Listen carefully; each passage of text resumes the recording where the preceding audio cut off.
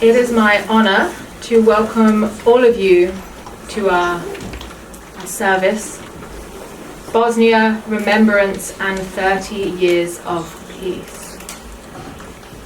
We are especially privileged to be joined by His Majesty's Lord Lieutenant of Derbyshire, Mrs. Elizabeth Fothergill, the High Sheriff of Derbyshire, Sir Richard Fitzherbert, the Dean of Derby, Dr. Peter Robinson, Jed Potter, Deputy Mayor and Councillor, and from London, councillors at the Embassy of Armenia to the UK, Mr. Yuri Melkonyan, and Father Nishan, who is in charge of the Armenian Diocese in London. And thank you to all the rest of you also for joining us. My name is Billy. I will be leading us through this afternoon. And first, of course, we must do some small bits of housekeeping. Firstly, any devices you have, phones, iPads, anything else, please either put them on silent or turn them off completely, and pay special attention to any alarms you have, because those don't follow the rules of silencing your phone. In the rest of your conduct this evening, could I also ask that we respect the efforts of those who are speaking and performing? Thank you.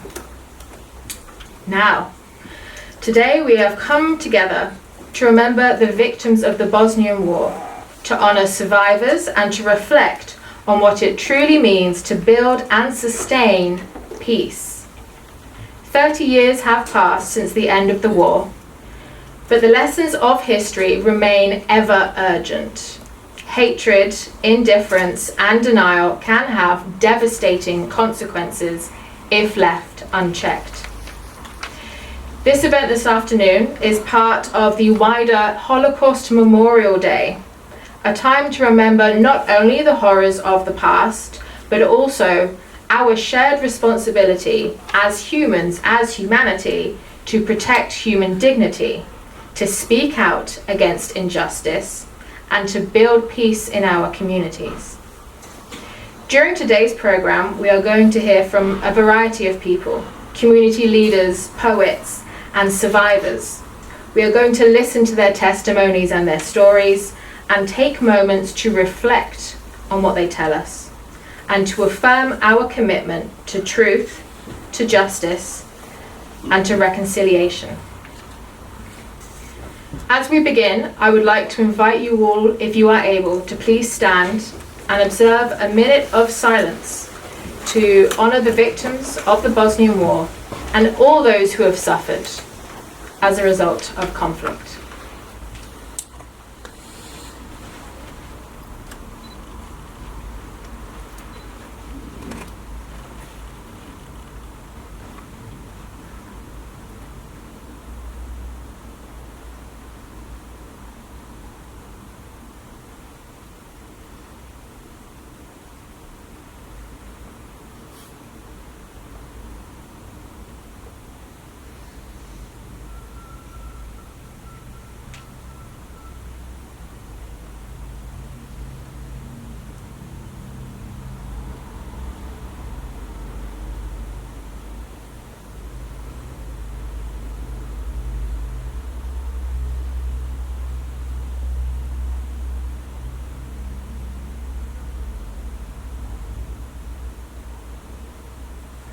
Thank you all. Please be seated.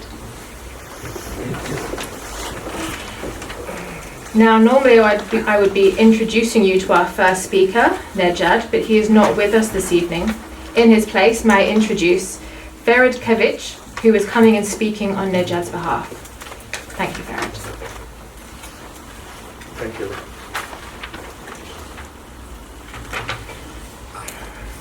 Good afternoon, everyone. Thank you, Billy, for these kind words. Thank you all for attending over here.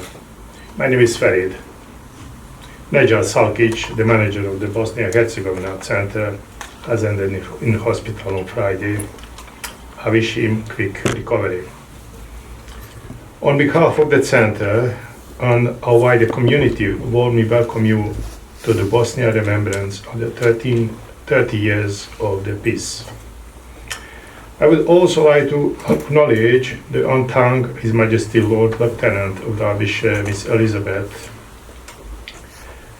Woodgod, the High Sheriff of Derbyshire, Richard Flitz Goodbit, and the Dean of Derbyshire, the Peter Robinson, and the other other guests, honorable guests, representatives of the Armenian embassy from London, and also father of the church, Armenian church from London as well. It means a great deal to us to so many of you who have joined us, community members, volunteers and staff, friends, partners, and the distinguished guests. Your presence is a sign that remembrance matters, and that the lesson of the past still resonate far beyond borders. 30 years ago, the war in Bosnia came to an end. For many, that marked the beginning of the peace. But for survivors and the families of victims, peace has never been a simple or complete concept. It has existed alongside grief, unanswered question, and the pain or loss. In the 1930s, 40s, the signs of growing hegemony on the Nazism were ignored, leading to the mass extermination of over 6 million Jewish population, millions of Roma disabled and others by Nazi ideology, supported by pro-Nazi regimes in some European countries.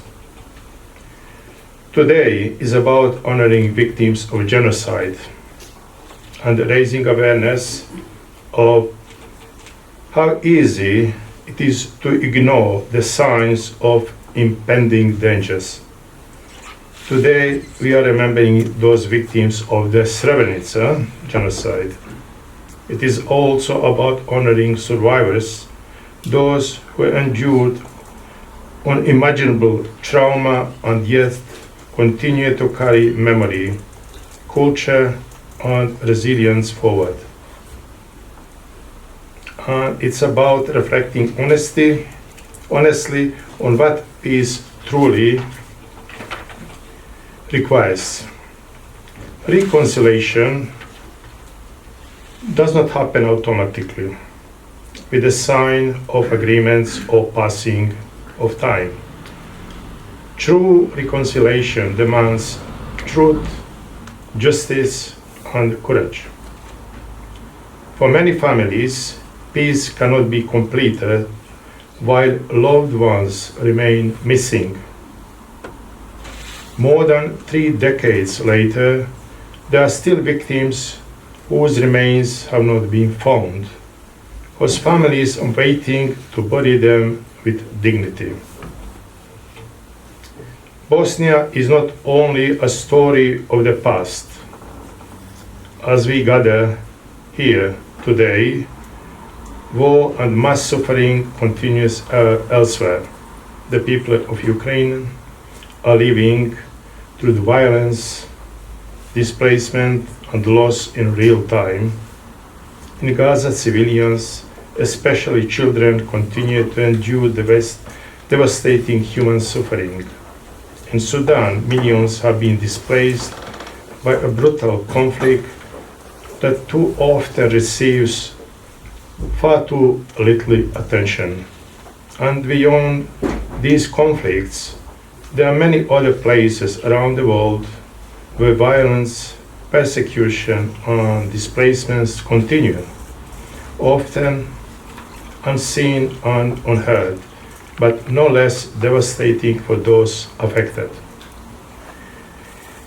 These realities remind us that warning signs of atrocities are not confined to history books.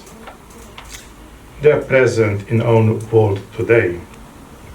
Remembrance, therefore, is not only about looking back, but also about recognizing early warning signs, challenging dehumanization, and standing in solidarity with those whose lives are being torn apart right now.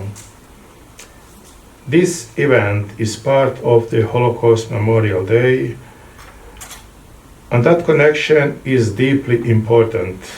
It reminds that genocide and mass atrocities do not belong to one people or one moment in a history. They are warnings and calls for action for all of us.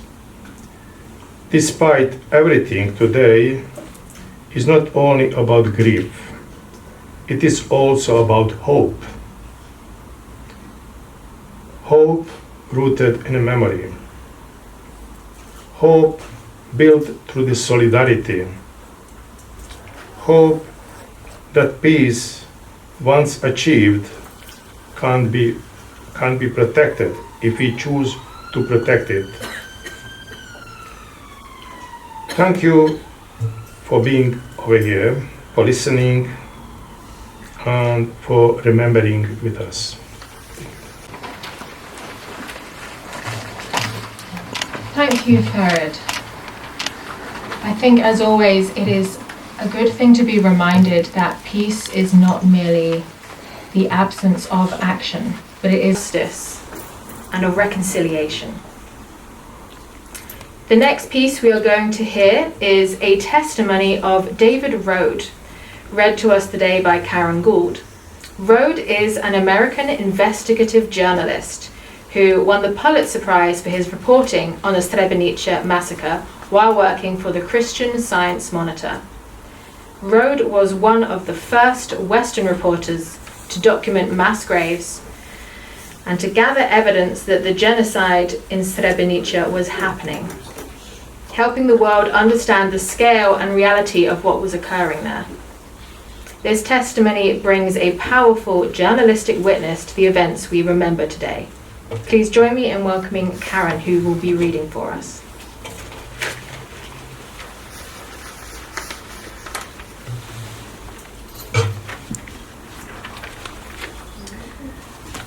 Thank you.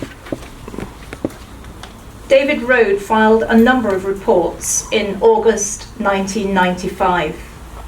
Then, on October the 29th, he was detained by Serbian forces when he drove into Serbian-held territory without authorization to continue his reporting.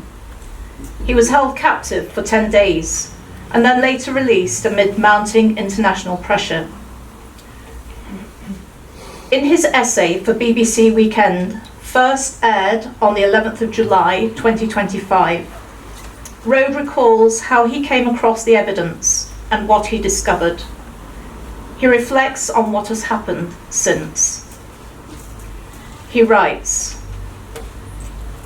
"When I was a 28-year-old reporter for the Christian Science Monitor, I ventured into eastern Bosnia to confirm reports that Bosnian Muslim men had been killed in mass executions.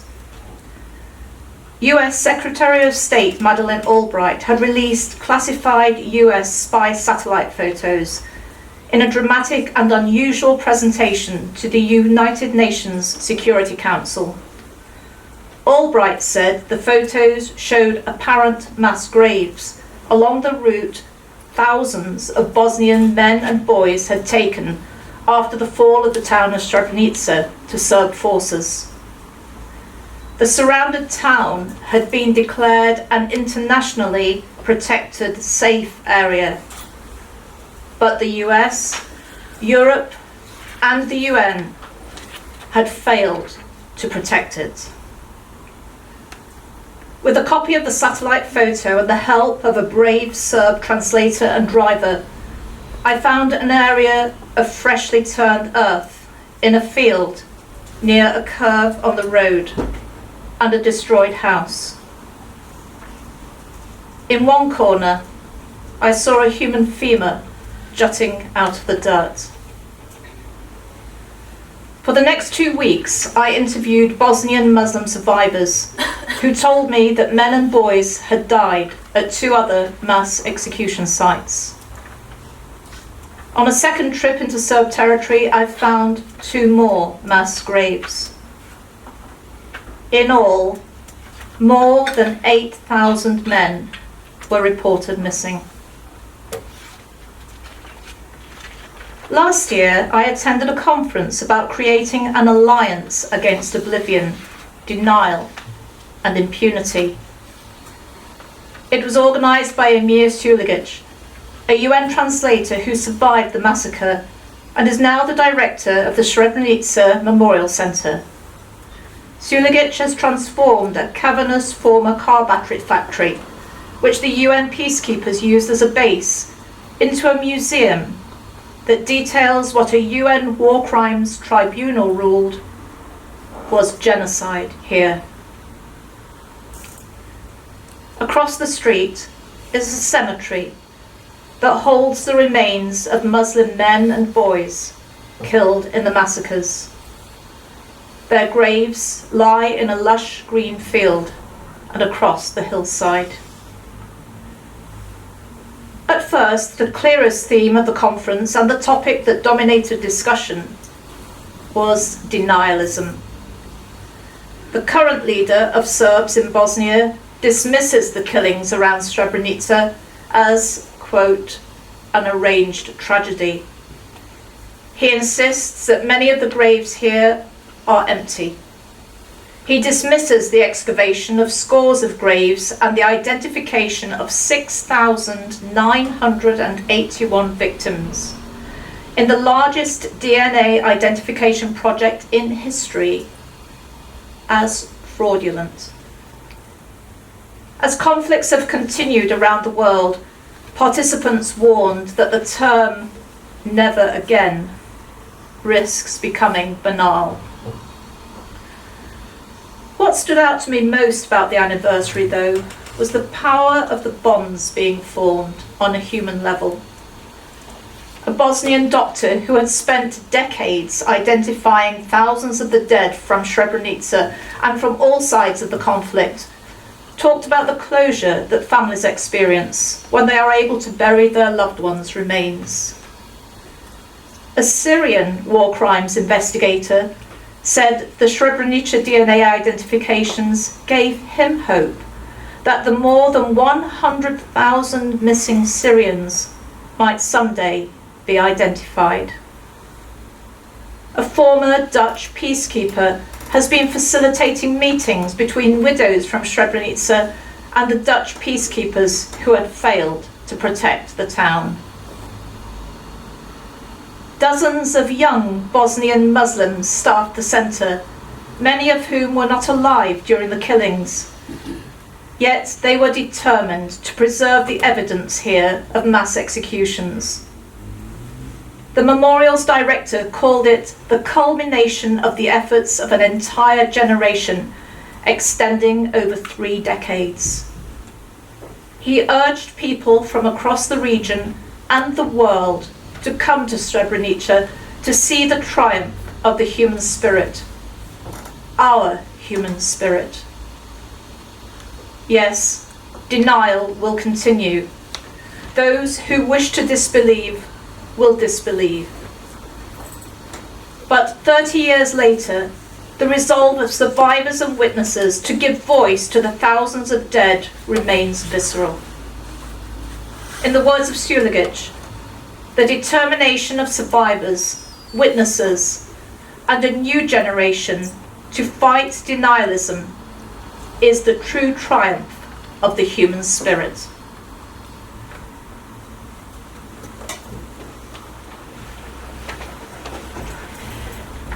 Thank you, Karen.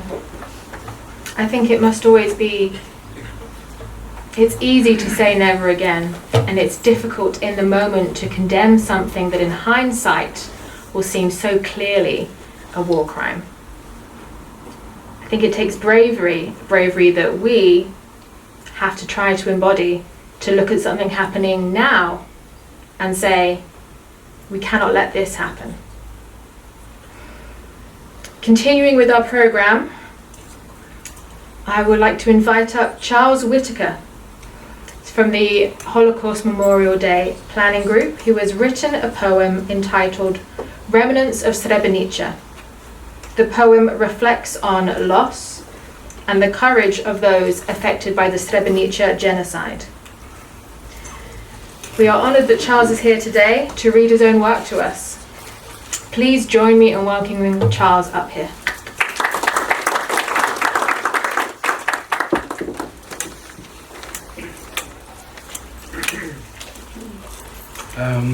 Good evening, everybody. It took me some time to write this because a lot of people who know what I do, I don't write uplifting poetry. I write stuff which I try and make an impact on genocides and the Holocaust. Remnants of Srebrenica. Here, they group below the room's light against the rain and a grumble of night sky, against the cloud's ragged lightning scar, and their voices in the near silent street the same, as others who are torn with grief, forced to leave after the genocide, after what was done. They trusted in their belief that hope, yes, that hope in a new place would come. They stand together as he weeps, told that his line is dead. Hope killed in the forensic remnants of Srebrenica.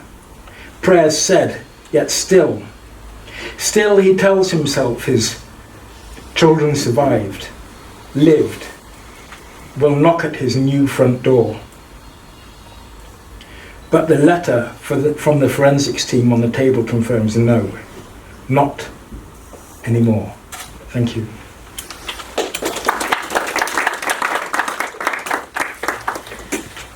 Thank you, Charles, for another powerful and heartfelt poem. I think with such poems we can all be reminded of the strength it takes, the courage it takes for such survivors and for their families.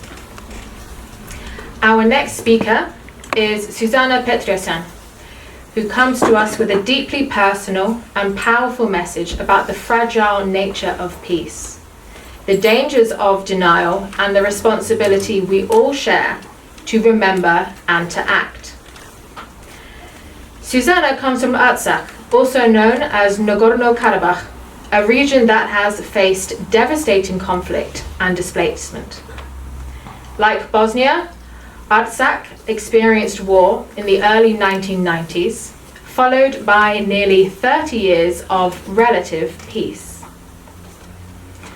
But that peace has since been shattered, and the population forced to leave their homes once more. Susanna is going to speak to us about the parallels between Bosnia and Artsakh, and about the painful truth that when genocide is not recognised and justice is not pursued, history can repeat itself. Please join me in welcoming Susanna Petrossian.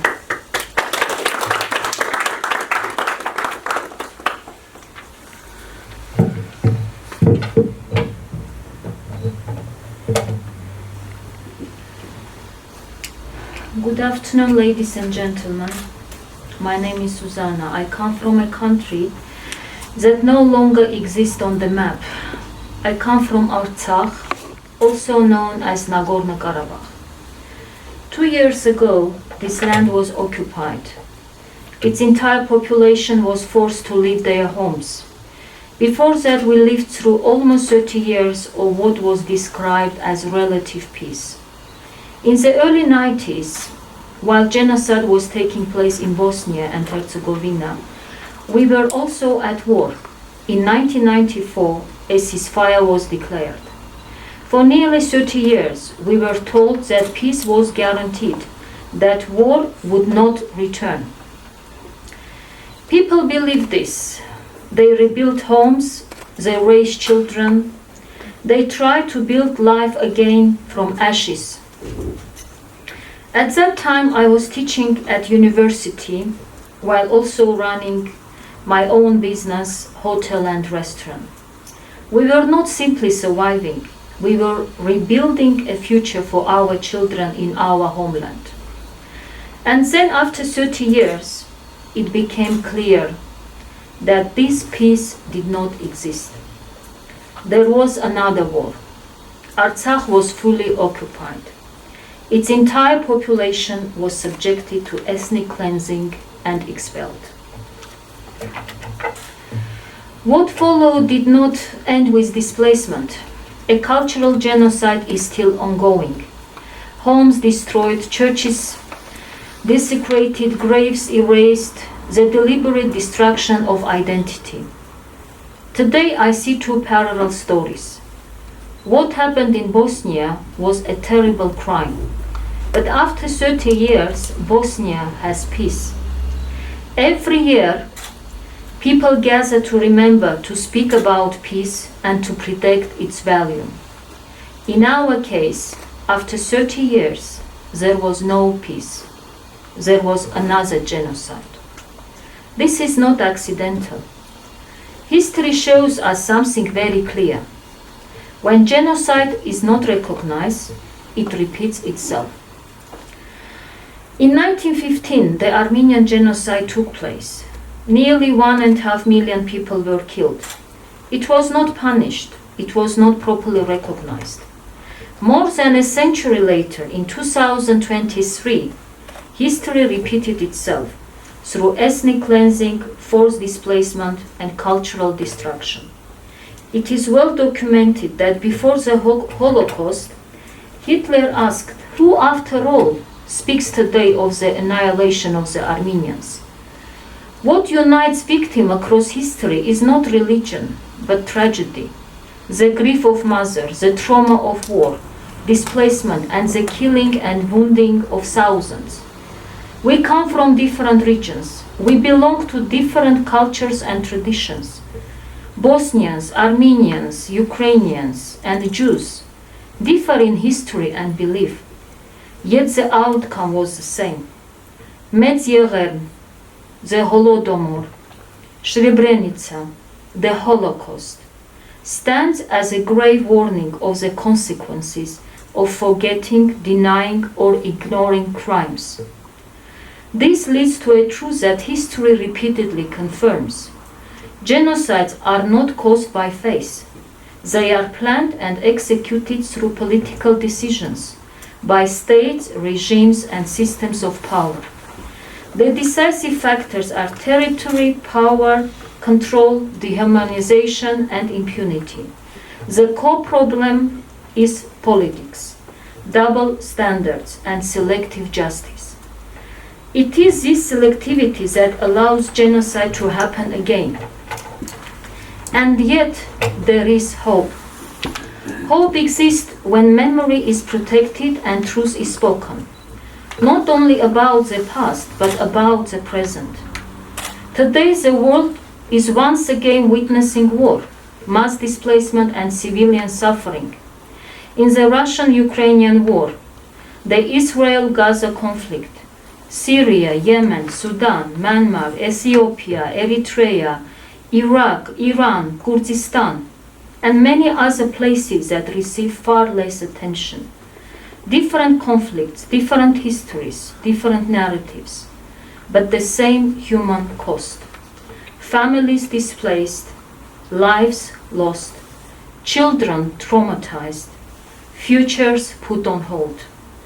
Hope begins when we stop ranking suffering and start defending human life consistently, when international law is applied equally, not selectively, when justice is not delayed until it becomes meaningless. And as long as we continue to speak, to remember and to stand together for all victims everywhere, there remains reason to hope. Thank you.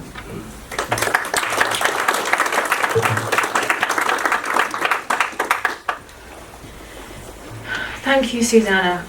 I think you exposed what I might call the naivety that some of us who were raised in Britain and other peaceful countries might have.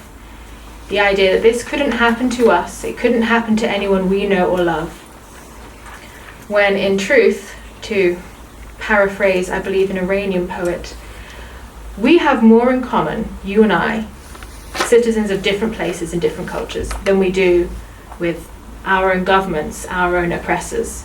There is more in common between us and the people of Armenia, the people of Bosnia, the people of all those places that were listed than there are differences. And we should remember that what could happen to them can happen to us. And if that doesn't motivate us, I can't imagine what will. Thank you. Next, we are going to have another poem, a last-minute addition, so there will not be a PowerPoint slide, forgive me. We are going to have a poem called When Memories Flood, written by Mo Musa, and it's going to be read by one of the volunteers here, Gol. If I could invite you up, Gol, if everyone could welcome him with me.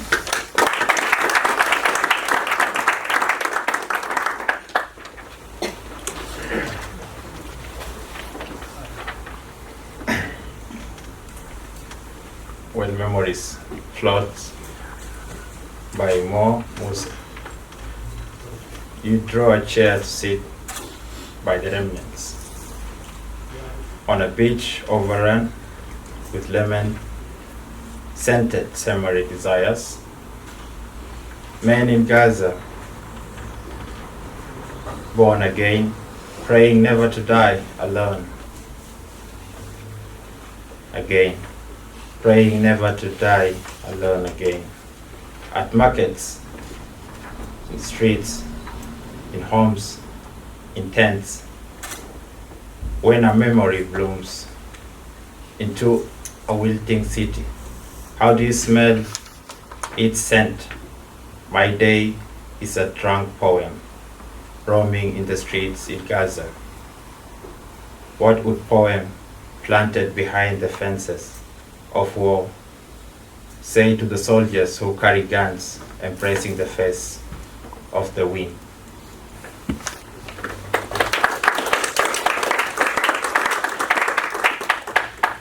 Thank you, Gol, for reading that for us. We appreciate you stepping up last minute to do it. Now we are moving on to a special part of our program today.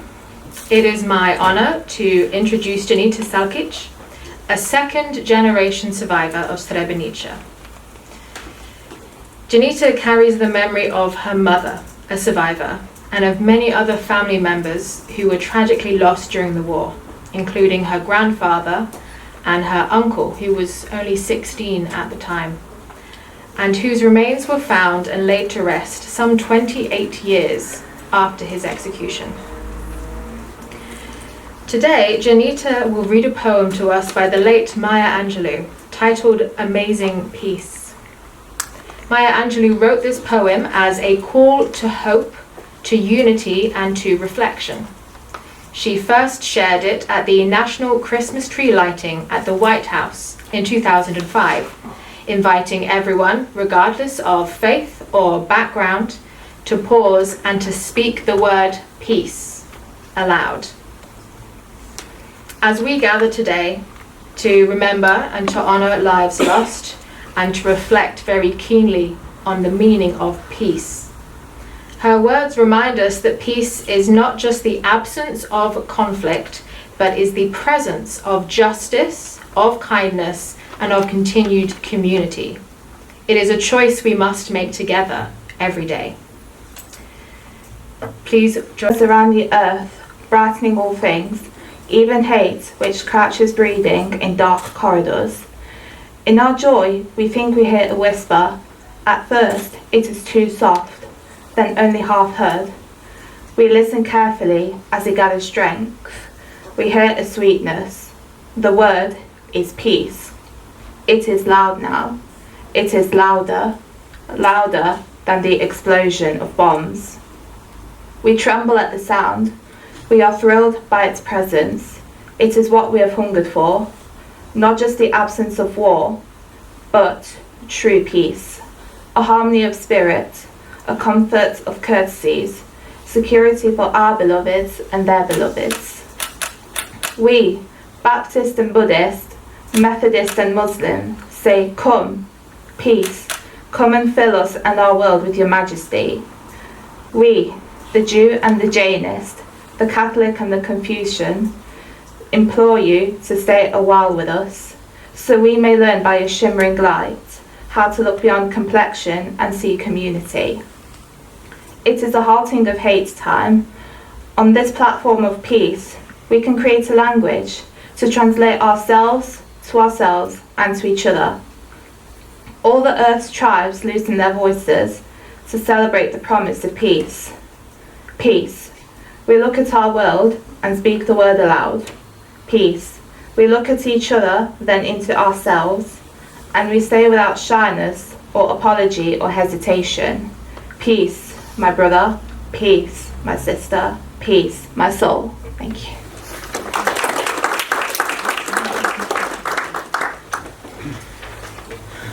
Thank you, Janita, for reading that to us. It reminds us of hope and the choices we need to make to build peace. It is now my great honour to invite up His Majesty Lord Lieutenant of Derbyshire, Mrs. Elizabeth Fothergill, who is going to address us now. Please join me in welcoming her up.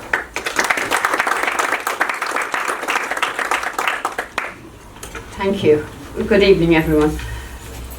As His Majesty's Lord Lieutenant for Derbyshire, it is genuinely a profound honour to be here with you today on Holocaust Memorial Day. Today has already been a journey of remembrance and reflection. We gathered at the Sir Peter Hilton Garden for the Holodomor commemoration. We've gathered in Derby Cathedral to reflect on the Holocaust and its victims. We've taken part in deeply moving stone-setting ceremonies at trees dedicated to Alban Alec and Anne Frank, and planted a new tree in memory of the victims of the Armenian genocide. Each moment has reminded us that remembrance is not confined to one place, one people, one history. It's a shared human responsibility. On Holocaust Memorial Day, we remember, and the figures still shock us, the 6 million Jewish men, women and children murdered in the Holocaust, alongside the Roma, disabled, LGBTQ, and so many others who were persecuted and killed by the Nazi regime. But shockingly, as we all know, today we need to recognise that genocide did not end in 1945. Throughout the 20th and 21st centuries, the world has witnessed genocide and mass atrocities. Different places, different times, different victims, yet the same deadly patterns: hatred, dehumanization, division, and the catastrophic consequences of silence and inaction. Here, in this much loved place of welcome and sanctuary, we are acutely aware of that truth. This year, as we know, marks 30 years since the genocide in Srebrenica, where more than 8,000 Bosnian men and boys were brutally murdered. The worst atrocity on European soil since the Holocaust. Families destroyed, lives stolen, and a nation scarred forever. Today, we remember those victims, known personally to many of you here, as numbers, not as numbers, but as fathers, brothers, sons, neighbours, friends. Each name represents a life filled with hope, love, promise, but violently cut short. We honour the survivors, those who endured the unimaginable, who were displaced from their homes, forced to flee their beautiful, beloved country, carrying grief that doesn't fade with time. Your resilience, dignity and courage in rebuilding your lives, including here in Derby, is a powerful testament to the human spirit. Derby is proud to be home to a respected and valued Bosnian community. This centre stands as more than a building. It's a place of safety, sanctuary, welcome and renewal. A place where memory is preserved, culture is celebrated, and hope is rebuilt. Your contribution to the life of our city enriches us all.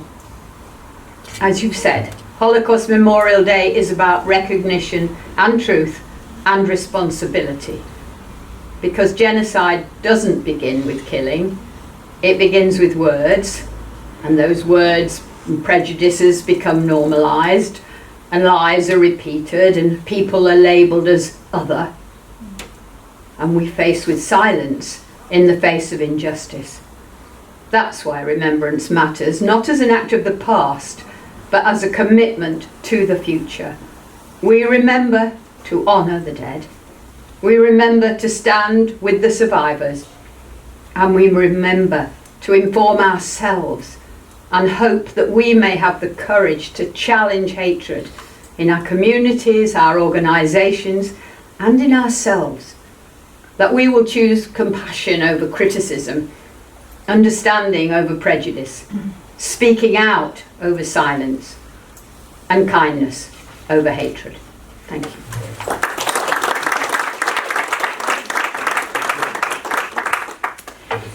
Thank you to the Lord Lieutenant for your kind and considered words. I think the speaking of courage to us, it reminds us this is not an easy action, necessary though it is. But that's why we are here together, not just one alone. We are all sharing our courage among us to say, we will remember this and we will not let it happen again. It is now my honour to invite up the High Sheriff of Derbyshire, Sir Richard Fitzherbert, to address us. Please join me in welcoming up Sir Richard.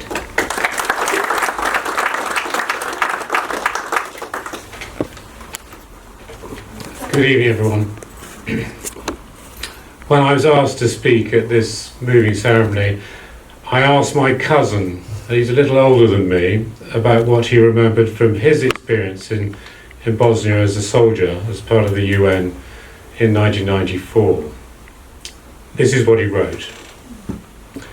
I was deployed to Bosnia in 1994. I found a country of wooded hills, green spaces, rivers and rotten, shell-pocked and potholed roads and tracks, with the extremes of summer and winter. The ethnic cleansing had been done in this locality, and I found frightened peoples who were grateful that some form of peace had settled.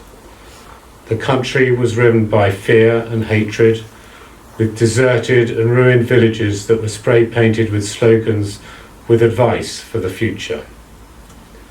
The swirl of front lines and checkpoints separating the opposing forces cut major routes, forcing the use of forest tracks for main supply. But some form of safety was created.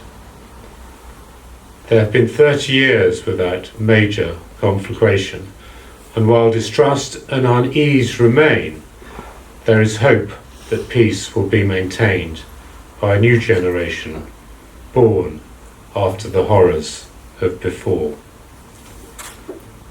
On arrival, this is my cousin, I was struck by the lack of dogs and cats. Where had they all gone?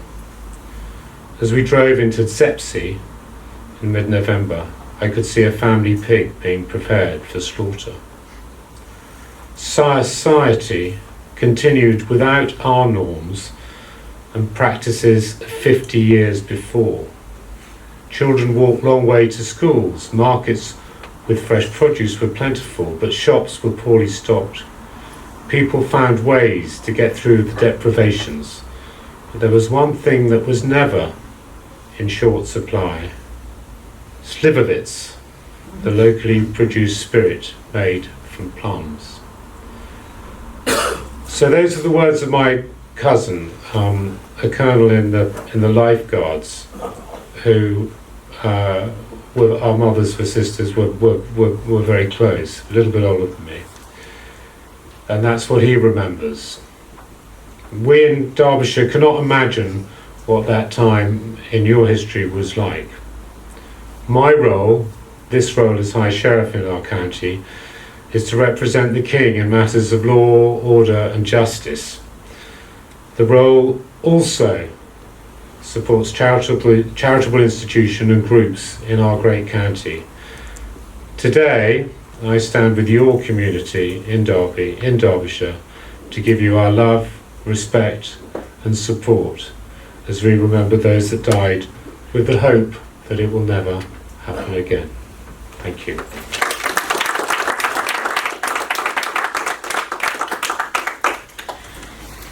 Thank you, Sir Richard, and please give our thanks to your cousin as well.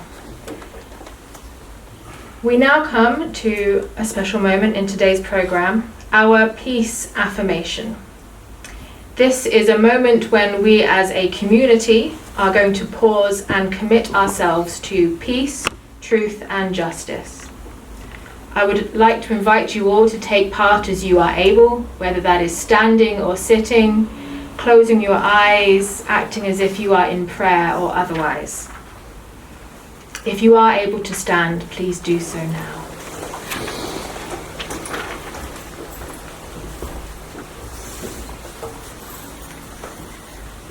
We remember the victims, honour the survivors, and commit ourselves to peace, truth, and justice. I will now read this again, and I would like to invite those of you that wish to say it with me. We remember the victims, honour the survivors, and commit ourselves to peace, truth, and justice. Thank you. Please be seated. This is our collective commitment, a moment to carry the lessons of the past forward and to pivot from reflection and remembrance towards hope and action for the future. Now we are come to the final part of our indoor programme, and we would like to end on a note of hope. The images you are about to see show Bosnia and Herzegovina today, its landscapes, its towns and cities, and the everyday life that continues after war. They remind us that while memory and loss remain, so too do resilience, culture, and the enduring human spirit. This short video will be accompanied by Bosnian music, a reminder to all of us that culture can survive even the darkest of times, and that peace, once achieved, must be guarded and cherished.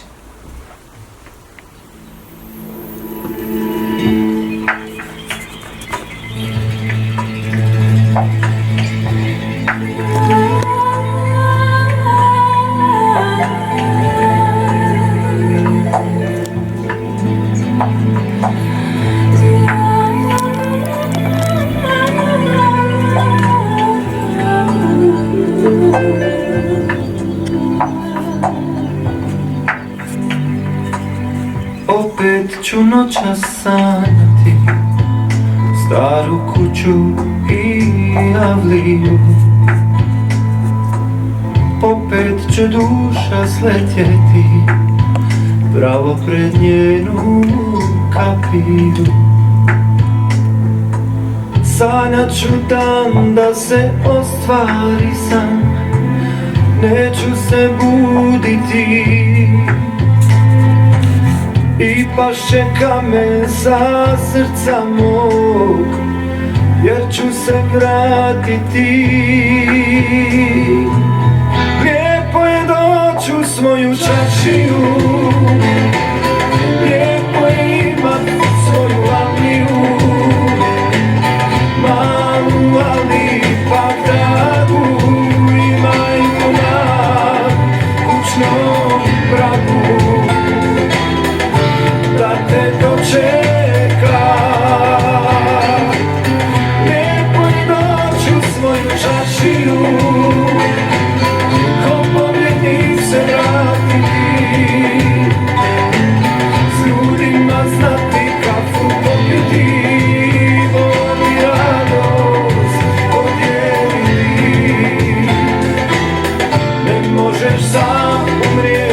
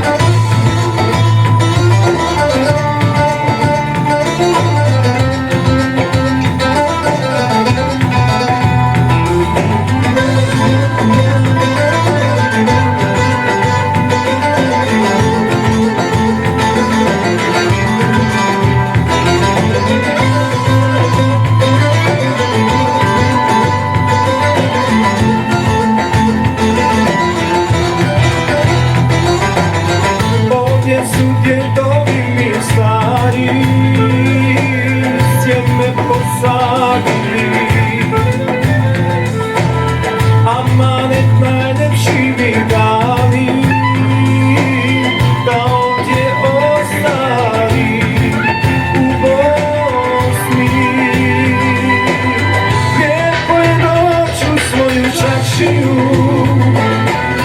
Lijepo imat svoju Angliju.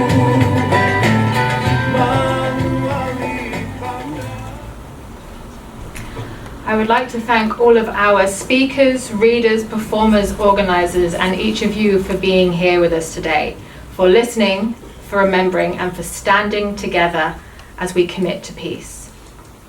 Now, I know some of you might have to leave now, but for those of you who are staying, we are going to gather outside to lay flowers at the monument in memory of the victims of the Bosnian genocide. This act is a symbol of remembrance and respect, and will highlight our shared commitment to ensuring that these lives which were lost are never forgotten.